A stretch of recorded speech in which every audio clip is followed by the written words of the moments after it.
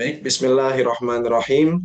Assalamualaikum warahmatullahi wabarakatuh. Waalaikumsalam. Alhamdulillah, alhamdulillah, wa syukurillah, wa la hawla wa la quwwata illa billah. Allahumma sholli ala Muhammad. Amma ba'du. Sahabat sekalian, jamaah sekalian yang diberkahi Allah SWT, marilah kita senantiasa bersyukur kepada Allah SWT dan senantiasa juga bersalawat kepada Nabi Muhammad SAW. Alhamdulillah, tepat tanggal 27 Juni 2023 atau bertepatan 9 Zulhijjah 1444 Hijriah, yang kemudian hari ini banyak yang melaksanakan Shaum Arafah ya. Semoga puasa sunnah di tanggal 9 Zulhijjah ini kita semua mendapatkan ampunan dari Allah Subhanahu wa taala, mendapatkan kebaikan dunia dan akhirat, dan semoga juga di waktu bersamaan banyak dari kalangan kaum muslimin yang terpilih dan diundang dan kemudian mempunyai kemampuan dan kemauan sedang melaksanakan ibadah haji. Ya, semoga pelaksanaan ibadah hajinya bisa berjalan dengan baik, lancar, mabrur hajinya, dan semoga kita semua di sini, baik yang hadir di forum Zoom langsung atau yang kemudian melihat secara siaran tunda di YouTube, para subscribernya Stay Hamfara, channel Stay Hamfara ini juga bisa diberikan kesempatan oleh Allah untuk bisa berangkat haji atau minimal umroh. Amin ya robbal alamin. Alhamdulillah, pada kesempatan kali ini kami dari siswa Hamfara kembali mengadakan taklim online yang ketiga, berbagi belajar bareng lagi, insya Allah bermanfaat sampai nanti. Alhamdulillah, pada lim online yang ketiga ini ya akan dibersamai oleh dosen kita ya, yang kemudian juga menjadi pembina dari mahasiswa ST Hampara, yakni Ustadz Tito Priastomo SAG, dengan tema substansi ibadah haji persatuan umat Islam sedunia. Nah, Masya Allah ya. Jadi taklim online kali ini anti mainstream temanya ya, dan ini mungkin bisa membuat kita terbelalak bahwasanya ternyata ada nilai-nilai substansi dari ibadah haji, yaitu persatuan umat Islam, yang dimana hari ini mungkin kita bisa melihat bahwasanya umat Islam itu bisa bersatu atau tidak. Nah, seperti itu. Nah, insya Allah nanti kita akan mendengar bersama-sama pemaparan atau materi yang disampaikan oleh Ustadz Tito Prastomo. Alhamdulillah sudah hadir di tengah-tengah kita.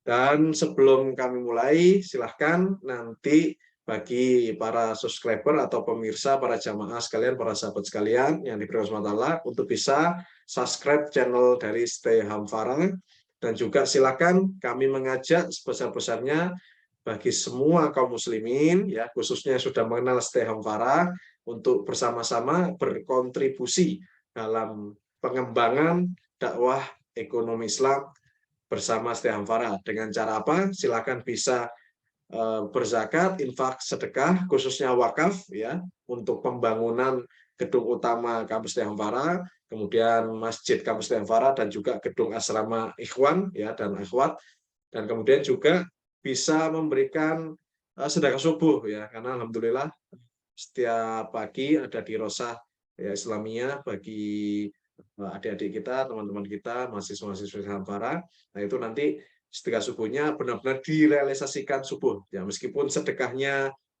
transfernya itu bisa siang atau malam, tapi insya Allah realisasinya tetap subuh. Dan insya Allah juga termasuk wakaf akan benar-benar 100% dialokasikan untuk wakaf ya. Contoh berwakaf untuk penyelesaian pembangunan gedung utama kampus, nah itu insya Allah 100% untuk penyelesaian pembangunan gedung utama kampus gitu ya. Atau kemudian juga renovasi gedung asrama Ikhwan, atau kemudian juga masjid kampus itu sendiri.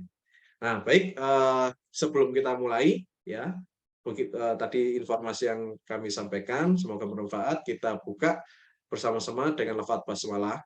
Bismillahirrahmanirrahim. Baik, tengah hadir, alhamdulillah, Ustaz Tito, masya Allah ya. Kita sapa terlebih dahulu. Assalamualaikum Ustaz Tito. Waalaikumsalam warahmatullahi wabarakatuh. Ustaz Abdi. Insya Allah. Bagaimana kabarnya Ustaz? Alhamdulillah masih diberi kesehatan. Alhamdulillah, Masya Allah. Baik, Ustaz. Langsung saja, Ustaz.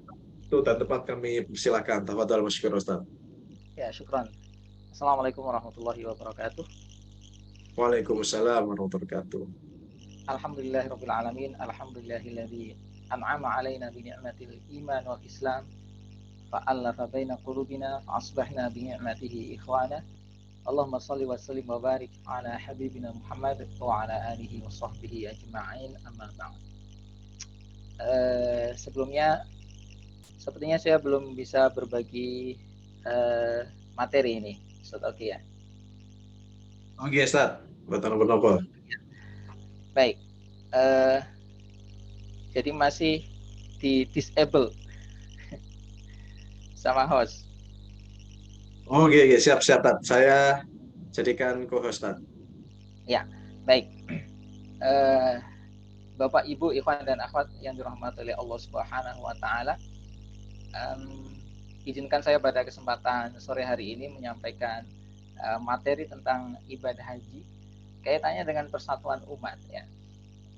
Di hari yang sangat mulia ini, hari di mana para jamaah haji sedang melaksanakan wukuf di Arafah, dan barangkali yang tidak berhalangan barangkali pada hari ini berkesempatan untuk menunaikan ibadah puasa. Semoga ibadah kita juga ibadah para jamaah haji diterima di sisi Allah Subhanahu wa taala. Amin ya rabbal alamin. Dan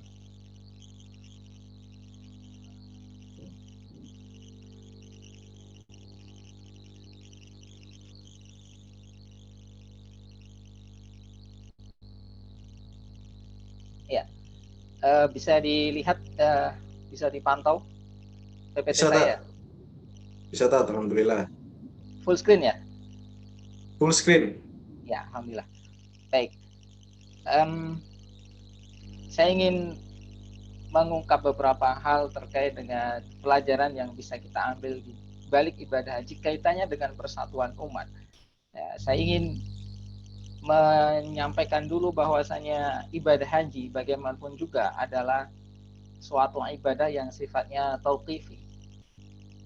Ibadah yang sifatnya tauqifi adalah ibadah yang diperintahkan oleh Allah Subhanahu wa taala tanpa alasan yang sebenarnya bisa dinalar oleh manusia atau ghairu ma'qul, atau secara teknis sebagai suatu perintah yang tidak mengandung ilat sebenarnya. Misalnya Allah berfirman, walillahi 'alan nasi hajjul baiti man istata'a ilaihi sabila, dan manusia memiliki kewajiban terhadap Allah untuk melakukan haji ke Baitullah bagi siapa saja yang mampu melaksanakan perjalanannya. Ini adalah perintah yang semata-mata dibebankan kepada umat manusia tanpa mengacu pada satu alasan tertentu, yaitu kewajiban dari Allah begitu. Ya, makanya kemudian Rasulullah Shallallahu Alaihi Wasallam dalam hadis yang sangat terkenal, sebagaimana diriwayatkan oleh Syaikhan Imam Al Bukhari dan Muslim, beliau bersabda, bunyal Islamu ala khamsin. Islam itu dibangun atas 5 fondasi, 5 pilar, 5 perkara. Apa itu? Syahadati alla ilaha illallah, persaksian, ya, mengucapkan persaksian bahwasanya tidak ada ilah melainkan Allah Subhanahu wa taala, wa anna Muhammadar Rasulullah, dan bahwasanya Muhammad adalah utusan Allah. Ini yang pertama. Kemudian wa iqamis shalah, menegakkan salah, wa ita'iz zakah, menunaikan zakah, wa hajjil baiti, dan menunaikan haji ke Baitullah, wa shaumi Ramadan, dan berpuasa Ramadan. Di sini kita lihat haji merupakan satu dari 5 perkara yang menegakkan keislaman seseorang. Artinya ini rukun Islam pada diri seseorang. Ketika seseorang bersaksi atau memiliki keimanan bahwasanya dia percaya akan adanya Allah, percaya akan kerasulan Muhammad, percaya akan kewahyuan Al-Quran dan segala sesuatu yang diwahyukan oleh Allah Subhanahu wa taala di dalam Al-Quran, maka dia harus bersaksi menyatakan keimanannya itu. tidak ada ilah melainkan Allah, bahwasanya Muhammad adalah utusan Allah, melaksanakan salat, ya, kemudian menunaikan zakat, berhaji, puasa Ramadan. Ini adalah amalan-amalan yang sifatnya lahiriah sebagai tuntutan keimanan. Tanpa itu, tanpa 5 hal ini, seseorang belum lengkap menunjukkan bahwa dirinya adalah seorang muslim, dengan syarat dia mampu tentu saja. Nah, akan tetapi Bapak Ibu ikhwan dan akhwat sekalian yang dirahmati oleh Allah, yang menarik adalah bahwasanya ibadah haji ini mempertemukan umat Islam di seluruh dunia. Apalagi di abad modern ini, kita bisa menyaksikan secara live, secara langsung, kita bisa menyaksikan video-videonya, kita bisa menyaksikan gambar-gambarnya, untuk memberikan ilustrasi betapa ibadah haji itu kemudian menyebabkan umat Islam di berbagai penjuru itu tumplek-blek gitu ya dalam bahasa Jawa, berkumpul di satu tempat, apalagi ketika mereka melaksanakan wukuf di Arafah pada hari ini, menunjukkan betapa umat Islam itu begitu besar, begitu terdiri dari beragam bangsa, berasal dari berbagai benua dan seterusnya. Jadi sebagaimana yang difirmankan oleh Allah Subhanahu wa taala dalam surah Al-Hajj ayat yang ke-27. Jadi Allah memerintahkan wa'adzim fin nasi bil hajj, dan serulah manusia untuk menunaikan ibadah haji, yaitu karijala wa ala kulli dhamir. Mereka kemudian mendatangimu dalam keadaan berjalan kaki, juga menaiki unta yang kurus. Unta yang kurus itu artinya unta yang telah melewati perjalanan yang sangat jauh. Saking beratnya perjalanan itu, dia kemudian menjadi kurus, menandakan bahwa para jamaah haji yang memenuhi seruan Rasulullah Shallallahu Alaihi Wasallam ini datang dari berbagai penjuru yang sangat jauh. Yatina min kulli fajjin amin, yang datang dari segenap penjuru yang jauh, ditegaskan oleh potongan ayat yang terakhir ini. Jadi ini adalah satu hal yang sangat istimewa, karena kita memiliki ibadah salat 5 kali sehari, memiliki ibadah puasa Ramadan setahun sekali dan seterusnya. Tapi ibadah haji memiliki keistimewaan di mana kita dari berbagai penjuru mendatangi satu tempat yang sama pada waktu yang sama, dipertemukan dari segenap penjuru. Nah, kemudian lanjutan dari ayat ini, Allah Subhanahu wa taala mengungkap suatu hikmah di balik pensyariatan ibadah haji itu, di mana kaum muslimin diseru semuanya menuju kota Makkah. Dia mengatakan liyashhadu manafi'a lahum, agar mereka para jamaah haji itu menyaksikan manfaat-manfaat bagi mereka. Berbagai manfaat yang ditunjukkan oleh ibadah haji itu. Jadi mereka ketika berangkat menuju kota Mekah, menyaksikan umat Islam yang lain menjalani segenap prosesi yang mereka lakukan dalam ibadah haji itu, mereka akan menyaksikan berbagai manfaat. Jadi sah-sah saja kalau kita kemudian mengatakan haji ini memiliki berbagai macam hikmah, memiliki berbagai macam manfaat yang ada di baliknya. Karena Allah sendiri menyatakan bahwasanya ibadah haji ini memiliki hikmah, ya, bahwasanya umat manusia akan menyaksikan berbagai manfaat dari ibadah haji itu.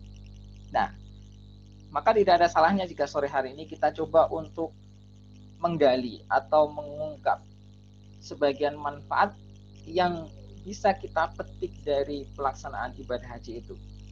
Sebagian dari manfaatnya, ya, yang bisa kita rasakan, bisa kita saksikan. Yang pertama adalah tentu saja ya, secara umum orang sering mengkaitkan ibadah haji dengan peristiwa yang dialami oleh keluarga Ibrahim alaihissalam, bapak para nabi itu, yang dari situ kita bisa mengambil pelajaran bagaimana Ibrahim ini dan keluarganya menunjukkan teladan bagaimana sih mentaati Allah Subhanahu wa taala itu? Ketika beliau membawa Siti Hajar dan Ismail kecil menuju daerah yang gersang, tanpa air, tanpa pepohonan, tanpa orang, bahkan tidak ada satupun orang yang berdomisili di sekitar wilayah itu. Kemudian keduanya ditinggal oleh Ibrahim alaihissalam. Sebelum itu Hajar bertanya kepada Ibrahim, apakah ini merupakan perintah Allah atau apakah Allah yang memerintahkan kepadamu untuk melakukan ini? Kemudian Ibrahim mengatakan, ya, ini adalah perintah Allah. Apa yang kemudian dikatakan oleh Siti Hajar? Beliau mengatakan, oh, kalau begitu dia tentu tidak akan menelantarkan aku. Bayangkan, seorang wanita yang sedang menggendong anak kecil yang tentu saja membutuhkan perlindungan, membutuhkan perlengkapan ekstra untuk anaknya yang masih bayi itu, ditinggal di sebuah padang pasir yang tandus. Tidak ada seorang pun di situ, tidak ada satu tanaman pun di situ, gersang. Tapi dia begitu percaya kepada perintah Allah, dia mengatakan, dia tidak akan menelantarkanku, Allah tidak akan menelantarkanku. Maka dia menerima perintah Allah itu dengan ridho, dan akhirnya Allah menunjukkan kuasanya, Allah menunjukkan bahwa dia memang tidak akan menelantarkan Hajar dan Ismail alaihissalam. Begitu pula ketika Ibrahim alaihissalam mendapatkan mimpi ketika dia bertemu dengan anaknya. Belum lama dia bertemu dengan anaknya kembali yang setelah lama berpisah itu. Falamma balagha ma'ahu saya, qala ya bunayya inni ara fil manam anni azbahuk. Ketika Ismail sudah menginjak usia di mana dia mulai bisa bekerja bersama Ibrahim, Ibrahim mengatakan, wahai anakku, sesungguhnya aku melihat dalam mimpiku, aku menyembelih kamu, fanzur madza tara, bagaimana pendapatmu? Luar biasanya adalah apa yang menjadi jawaban Ismail alaihissalam. Ya abati fa'al ma tu'mar, satajiduni insyaallahu minas sabirin. Seseorang atau seorang remaja yang oleh Allah diputuskan bahwa engkau harus disembelih oleh ayahmu melalui wahyu yang dia terima, dia mengatakan, kerjakan, sembelihlah aku, insya Allah aku termasuk orang-orang yang sabar. Ini sudah sering kita dengarkan disampaikan oleh para khatib, tapi ingin saya ungkap kembali, menunjukkan bahwa orang yang benar-benar beriman ketika menghadapi perintah Allah Subhanahu wa taala, dia hanya bisa mengatakan, atau dia hanya ingin mengatakan sami'na wa ata'na. Sesungguhnya kalau kita tilik kehidupan kita hari ini, banyak orang yang melakukan hal yang sebaliknya, kontras ya. Ketika perintah Allah Subhanahu wa taala kemudian ditimbang-timbang lagi, kira-kira bisa kita lakukan atau tidak, kira-kira menguntungkan atau tidak, kira-kira membahayakan atau tidak, seolah-olah mereka ini berprasangka buruk kepada Allah Subhanahu wa taala. Seandainya kita memenuhi meninggalkan yang haram atau melaksanakan yang wajib ini, jangan-jangan kita akan, ya kita sering saksikan ya, kalau kita melaksanakan syariat Islam maka kita akan terpecah. Kalau kita melaksanakan syariat Islam maka kita akan saling bermusuhan. Ini yang kita temui hari ini. Sekalipun mereka adalah orang-orang yang katanya santri, katanya berpendidikan Islam, tapi justru mengatakan hal yang seperti itu jauh dari apa yang dicontohkan, diteladankan oleh Ibrahim alaihissalam dan keluarganya. Ketika mereka menerima perintah yang begitu berat dan sepertinya tidak masuk akal, mereka tidak pernah kehilangan kepercayaan kepada Allah Subhanahu wa taala. Mereka juga tidak pernah kehilangan kepercayaan kepada kemaslahatan yang akan mereka dapat dari mentaati perintah dan larangan Allah Subhanahu wa taala. Itu perkara yang tidak boleh kita lupakan. Akan tetapi ada hal lain yang ingin saya highlight pada kesempatan sore hari ini. Yang pertama adalah bahwasanya ketika umat Islam itu berkumpul di kota Makkah dan sekitarnya melaksanakan seluruh prosesi ibadah haji itu, ada apa ya, suatu kenyataan bahwasanya kaum muslimin itu begitu menghargai kota Makkah. Ya, mereka begitu menghargai kota Makkah. Mereka banyak di antara kaum muslimin ini yang datang ke sana dengan penuh kerinduan, dengan penuh harapan akan bisa beribadah di kota kelahiran Nabi Shallallahu Alaihi Wasallam, di kota yang dimuliakan oleh Allah Subhanahu Wa Taala. Kota ini memang sangat istimewa dalam pandangan Islam. Rasulullah SAW ketika beliau berhijrah ke kota Yasrib atau Madinah Nabi itu, beliau mengatakan, wallahi innaki la khairu ardillahi, demi Allah sesungguhnya engkau wahai Makkah sungguh merupakan sebaik-baik bumi Allah, wa ahabbu ardillahi ilallahi, dan bumi Allah yang paling Allah cintai. Bayangkan ya,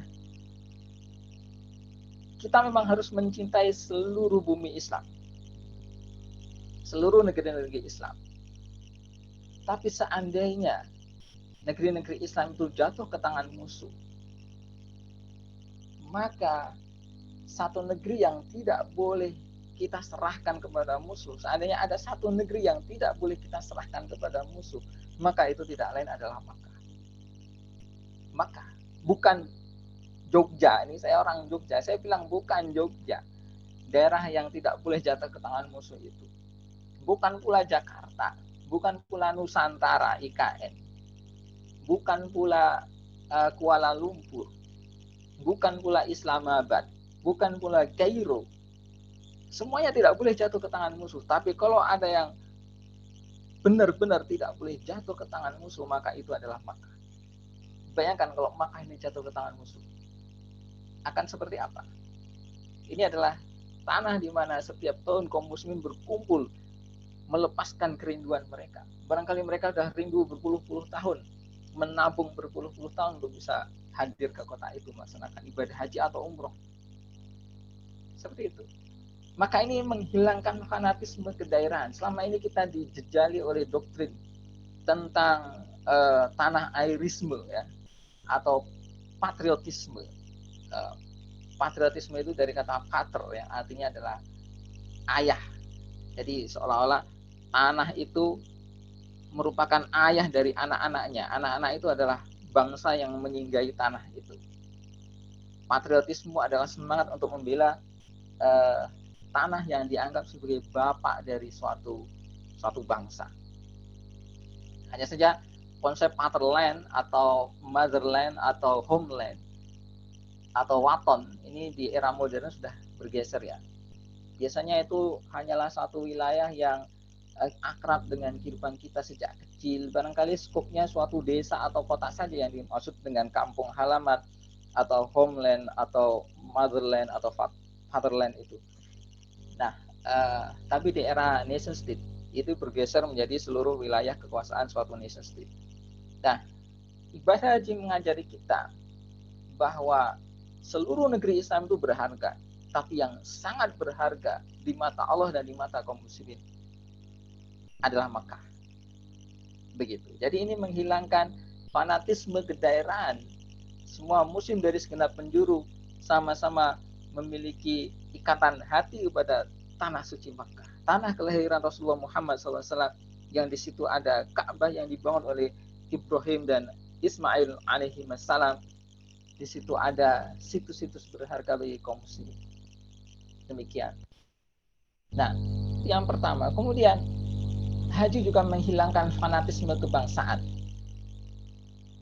Ada yang menarik ketika Rasulullah Shallallahu Alaihi Wasallam menjalani haji beliau yang terakhir. Beliau berkhutbah berkali-kali. Di antara khutbah beliau itu adalah beliau mengatakan sebagaimana diriwayatkan oleh Imam Ahmad, ya ayuhan nas, ala inna rabbakum wahid, wa inna abakum wahid, ala la fadla li arabiyyin ala a'jamiyyin, wala li ajamiyyin ala arabiyyin, wala li ahmara ala aswada, wala li aswada ala ahmara, illa bittaqwa. Wahai umat manusia, ingatlah bahwasanya Rabb kalian, Tuhan kalian itu satu, dan Bapak kalian juga satu. Sehingga tidak ada keistimewaan, tidak ada keunggulan atas bangsa Arab dibanding dengan bangsa non-Arab. Tidak pula ada keunggulan bangsa non-Arab atas bangsa Arab. Tidak ada kelebihan yang dimiliki oleh orang berkulit merah atas orang yang berkulit hitam. Juga sebaliknya, tidak ada kelebihan yang dimiliki oleh orang berkulit hitam atas orang yang berkulit merah. Inna akramakum indallahi atqakum. Kalau dalam ayat surah Al-Baqarah Al-Hujurat ayat 13. Dalam hadis ini, illa bittaqwa. Tidak ada kelebihan di antara mereka, tidak ada keistimewaan di antara mereka kecuali karena ketakwaannya. Jadi orang itu bukan kita anggap hebat, bukan kita anggap baik semata-mata karena kebangsaannya atau warna kulitnya atau bentuk tubuhnya. Tidak lain faktor yang membuat seseorang itu istimewa adalah ketakwaannya. Karena warna kulit, bentuk tubuh, bentuk rambut itu sama sekali bukan prestasi. Sama sekali bukan prestasi yang bisa dibanggakan di hadapan Allah Subhanahu wa taala. Satu-satunya prestasi yang bisa kita banggakan di hadapan Allah adalah keimanan kita dan ketaatan kita kepada aturan-aturan Allah. Itulah ketakwaan, iman dan ketaatan. Itulah takwa yang nantinya akan kita petik hasilnya di akhirat nanti, insya Allah demikian. Sehingga haji ini ketika mempertemukan seluruh umat Islam di seluruh dunia, kita menyaksikan mereka ada yang berkulit putih, ada yang berkulit coklat, ada yang berkulit hitam. Tapi kita bisa menyaksikan pula betapa solehnya orang yang berkulit hitam. Ada pula orang soleh yang berkulit putih. Kita bisa menyaksikan kebaikan orang yang berkulit coklat dan seterusnya. Kita bisa tahu bahwa orang itu mulia bukan karena warna kulitnya, tapi karena ketakwaannya. Seperti itu. Jadi yang pertama adalah menghilangkan fanatisme kedaerahan, menghilangkan fanatisme ras dan kebangsaan.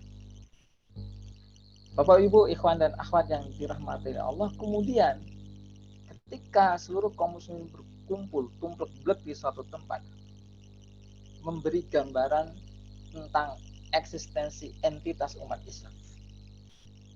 Yang saya maksud adalah begini, selama ini kita selalu diajari untuk, atau dalam kenyataannya,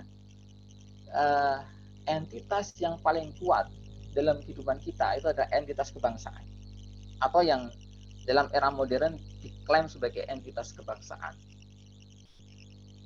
Dan kita pun kemudian merasa perlu atau wajib untuk menjadi bagian dari entitas kebangsaan itu, mengabdi kepada entitas kebangsaan itu, mencurahkan segenap potensi, kemampuan untuk entitas kebangsaan itu.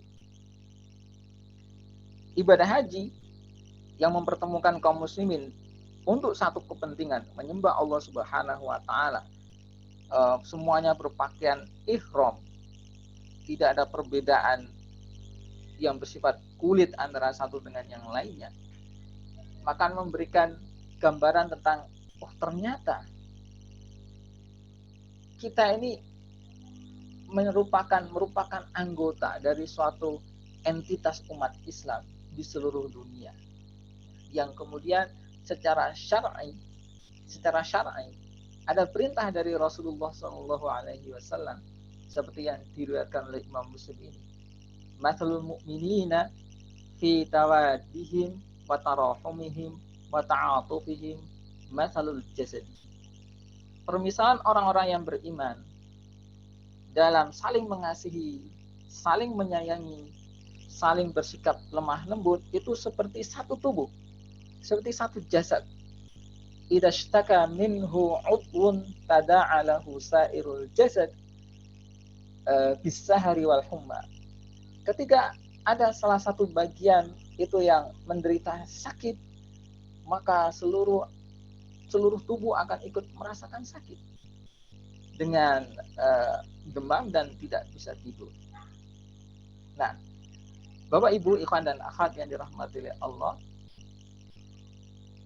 jadi Kemudian kita dapat merasakan bahwa sekalipun mereka ini datang dari tempat yang jauh dari negeri kita, tapi mereka memiliki satu keimanan dengan kita. Mereka memiliki satu kitab suci yang menjadi pedoman kita bersama, menyembah Tuhan yang sama, mengikuti Rasul yang sama, menziarahi satu tanah suci yang sama. Dan kemudian kita mengatakan mereka itulah sama-sama orang-orang beriman seperti kita, dan kita adalah satu tubuh. Ini kan makna entitas umat Islam itu menjadi benar-benar hadir di mata kepala kita. Ya. Dan kemudian kita bisa merasakan kalau gitu mereka yang datang dari Suriah, yang datang dari Palestina, yang datang dari Pakistan, yang datang dari Afghanistan, yang datang dari Irak, kita kemudian menjadi terbayang persoalan-persoalan yang mereka hadapi. Darah-darah yang tertumpah, tanah-tanah yang terebut, wanita-wanita yang diruda paksa dan lain sebagainya, itu adalah tanah-tanah kita, itu adalah darah-darah kita, itu adalah adik-adik kita, itu adalah saudari-saudari kita. Makna itu hadir ketika kemudian kita dipersatukan di tanah suci.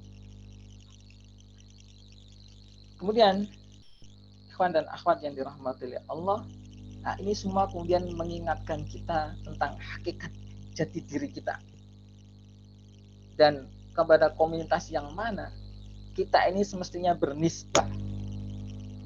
Ya. Sama ini kita diajari bahwa engkau adalah bagian dari suatu bangsa. Engkau adalah bagian asli dari suatu bangsa. Engkau dilahirkan, ditakdirkan secara politik merupakan bagian dari suatu bangsa. Sehingga engkau harus mendedikasikan diri untuk bangsamu itu. Engkau harus mencurahkan baktimu kepada bangsa itu. Engkau harus menaruh loyalitas dan kesetiaan kepada bangsamu itu. Selama ini kita diajari seperti itu. Ya. Tapi ibadah haji semestinya mengingatkan kita bahwa hakikatnya kita ini adalah seorang muslim. Ya. Allah SWT mengatakan, innamal mu'minuna ikhwah. Sesungguhnya orang-orang yang beriman itu adalah saudara. Ikhwah itu apa? Ikhwah itu adalah orang-orang yang lahir ke dunia ini melalui satu rahim yang sama. Itu ikhwah. Saudara. Artinya mereka hadir di dunia dari satu rahim yang sama. Para ulama tafsir menjelaskan, di sini Allah mengkiaskan atau mengibaratkan akidah itu laksana rahim. Akidah itu laksana rahim yang melahirkan umat Islam. Rahim akidah inilah yang membuat kita bersaudara. Pernah mikirkan ada orang yang lahir dari dua rahim? Apakah ada? Tentu tidak ada. Semua orang lahir dari satu rahim. Tidak mungkin lahir dari dua rahim. Kalau keimanan alias akidah Islam itu diumpamakan oleh Allah itu sebagai rahim yang kemudian membuat kita bersaudara dengan orang-orang yang sama-sama lahir dari akidah Islam itu, berarti itu mafhum mukhalafahnya, mereka-mereka yang lahir dari rahim lain atau lahir dari akidah yang lain, lahir dari keimanan yang lain, lahir dari ideologi yang lain, itu sejatinya tidak memiliki ikatan persaudaraan. Ya, ini makna mendalam yang diberikan oleh Allah Subhanahu wa taala melalui ungkapan innamal mu'minuna ikhwah. Dengan kata lain, ikatan sejati kita itu adalah ikatan akidah. Ya. Kesamaan-kesamaan lain itu kesamaan superficial yang tidak penting. Makanya Rasulullah pernah mengatakan, laisa minna man da'a ila asabiyah. Itulah termasuk golonganku orang-orang yang mengkampanyekan asabiyah. Apa itu asabiyah? Fanatisme kepada hal-hal yang tidak penting. Kesamaan warna kulit, kesamaan tempat tinggal, kesamaan ras, kesamaan kebangsaan itu bukan prestasi yang penting menurut Islam. Itu dianggap asobiyah, fanatisme yang enggak penting.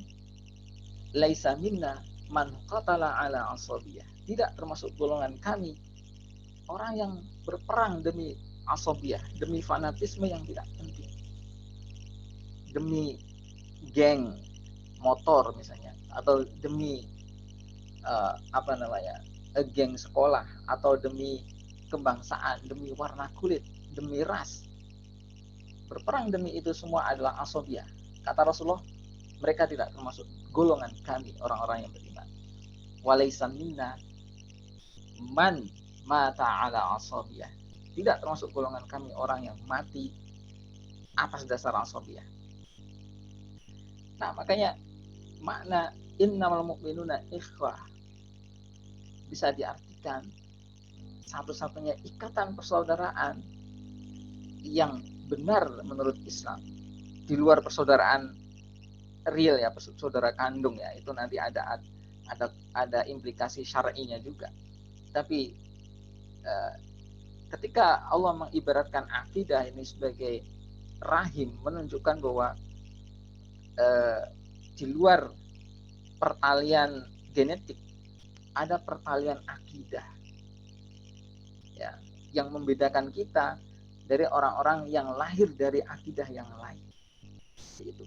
Kepada pertalian akidah inilah kita itu bernisbah, mengikatkan diri, mendedikasikan diri, mencurahkan segenap kemampuan kita demi kejayaan ikatan yang dihasilkan oleh rahim akidah Islam ini.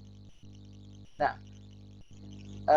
saya pikir apa-apa yang bisa kita petik dari ibadah haji ini begitu signifikan artinya di tengah kehidupan masyarakat modern ya, kaum muslimin yang ada di tengah-tengah kehidupan masyarakat modern, dengan salah satu cirinya adalah nation state atau negara-negara bangsa yang kemudian mengambil alih loyalitas kaum muslimin, mengambil alih ikatan-ikatan persaudaraan kaum muslimin menjadi loyalitas kepada kebangsaan, persaudaraan kebangsaan itu yang mudah dinomorsatukan, lalu kepentingan Islam itu dianggap dinomor duakan, bahkan kadang dianggap membahayakan kepentingan kebangsaan.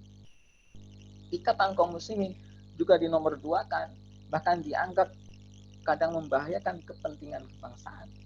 Makanya tidak heran kalau kemudian problem Palestina itu tidak pernah selesai, karena oleh negeri-negeri Islam problem Palestina itu dianggap sebagai problem tetangga. Problem tetangga. Ya, kita bisa ngasih solidaritas ya. Ketika mereka dihajar oleh bom-bom Israel, kita memberikan obat-obatan, kita memberikan tenda. Dibom lagi, kita memberikan obat-obatan. Bayangkan, itu kan seperti ada saudara kita dipukuli, kemudian kita menjadi tim medis.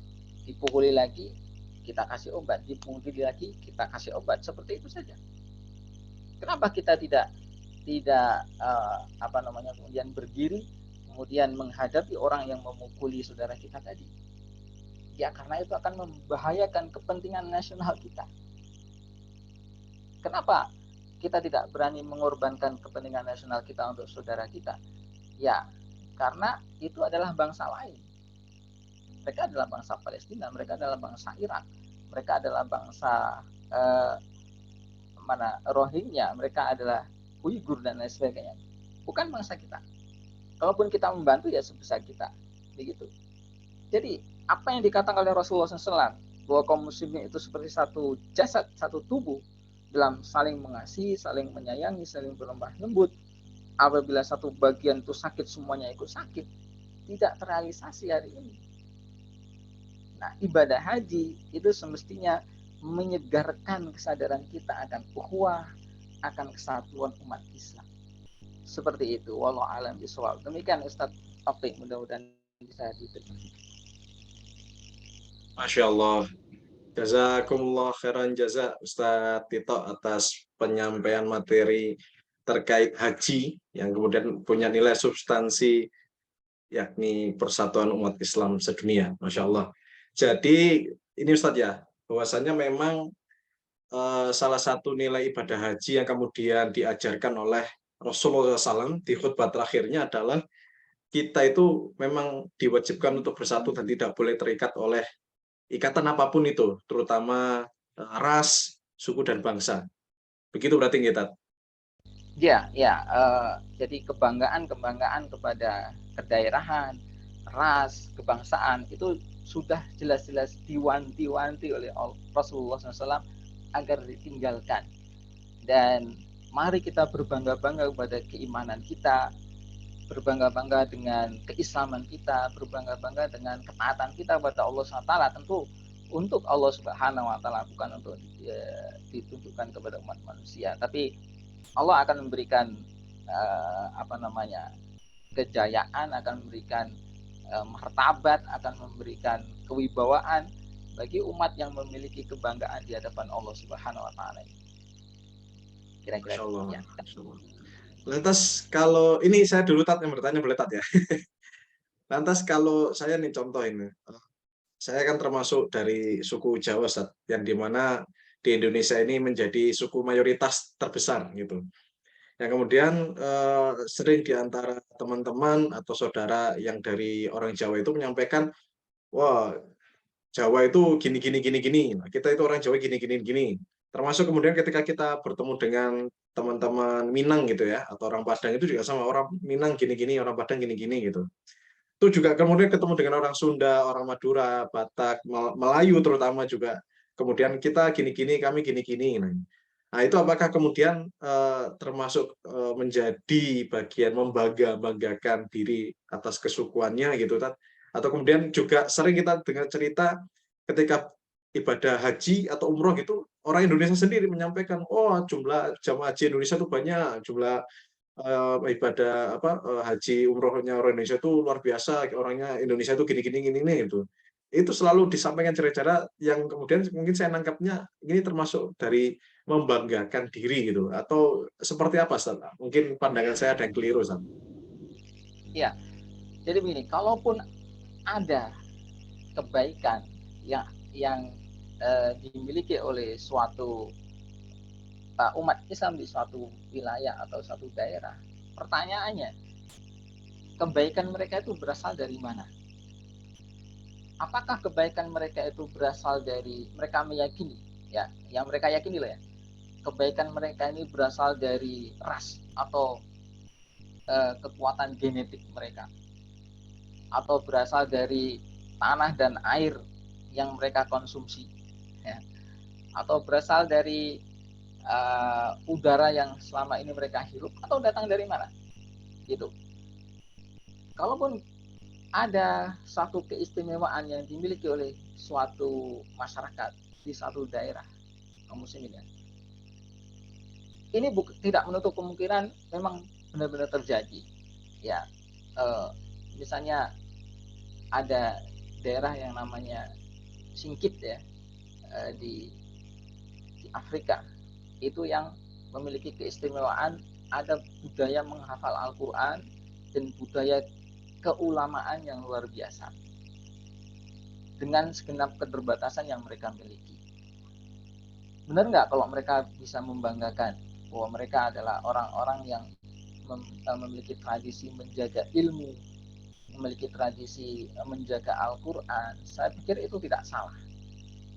Tapi mereka punya kesadaran bahwa kemuliaan yang mereka miliki itu bukan untuk dibanggakan di hadapan manusia, bukan pula berasal dari ras mereka, bukan berasal dari padang pasir yang melingkupi mereka, bukan berasal dari tanah air yang ada di sekitar mereka. Kemuliaan yang mereka dapatkan di sisi Allah adalah karena ketekunan mereka mempelajari Al-Quran, ketekunan mereka mempelajari ilmu dan syariat, membuat mereka menjadi orang-orang yang beriman dan bertakwa.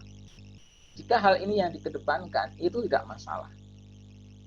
Tapi kalau mereka memiliki kebanggaan yang irasional, yang tidak bisa dijelaskan, orang Jawa itu hebat-hebat misalnya, semata-mata karena membanggakan kejawaan.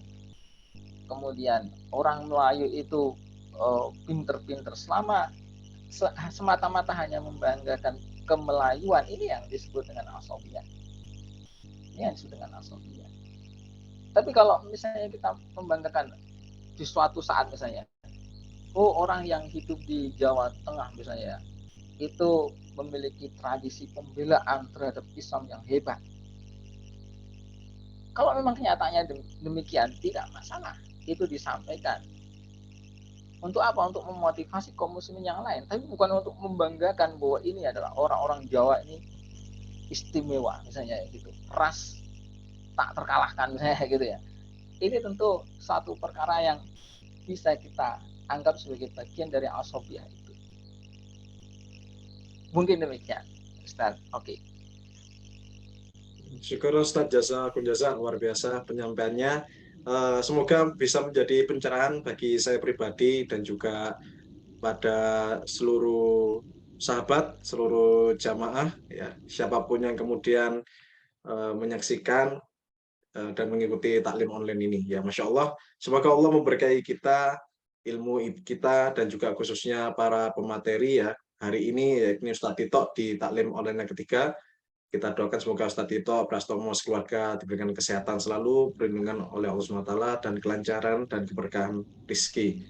Baik, alhamdulillah ini masih ada waktu. Inilah keberuntungan bagi peserta atau jamaah yang kemudian mengikuti secara langsung di Zoom Room ya, diberikan kesempatan untuk bisa bertanya. Nah, silakan bagi Bapak Ibu, para jamaah, para sahabat yang mau bertanya kepada Ustadz Tito Prastomo mengenai materi yang disampaikan, atau mungkin bisa sedikit menyerempet di luar materi juga tidak masalah insya Allah. Silakan yang mau bertanya bisa lewat chat ya, atau kemudian langsung raise hand ya, menyampaikan nama, asal, kemudian pertanyaannya. Seperti itu. Ada yang bertanya, para jamaah sekalian, Bapak Ibu, sahabat?